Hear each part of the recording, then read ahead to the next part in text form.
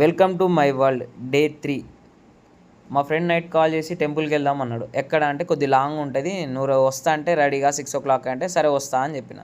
నేను 5 o'clock లేచిన, కొద్దిగా వర్కౌట్ చేసి ఇల్లు కూడా ఊడ్చిన తర్వాతకి కొన్ని మొక్కలు ఉంటాయి, నీళ్ళు పోసిన. పూలు కూడా పోస్తాయి డైలీ, అవి వాడిపోతుంటాయి కూడా, అవి ఎవరు తీసుకెళ్ళడు. నేను సూర్యునితో ఒక ఛాలెంజ్ చేసిన అనమాట ఓ 1 month బిఫోర్. ఏమనంటే నీకంటే ముందు డైలీ లేచి చూపిస్తా అన్న. సూర్యునికి చాలా ప్రేమ ఎక్కువ నేనంటే, ఎందుకంటే నేను లేచినప్పుడల్లా కిందనే ఉంటాడు, నేను వచ్చిన తర్వాతకే వస్తాడు పైకి. నేను రెడీ అయిపోయి కిందికి వచ్చేసిన 6 o'clock అలా. వాడు కూడా రెడీ అయిపోయి ఇంటి దగ్గరకు వచ్చేసిండు. ఈయన పేరే బీహార్ కా బాద్షా, మేము పెట్టుకున్న పేరానికి. వీడు మనిషి మంచోడే, కానీ కొన్ని తిక్కల పనులు చేస్తుంటాడు. ఉండేది తక్కువ, నవ్వుపిచ్చేది ఎక్కువ. ఉప్పల్కి వెళ్ళేదాకా నాకు చెప్పుతలేడు, ఎక్కడికంటే వెళ్దాం అని చెప్పిండు.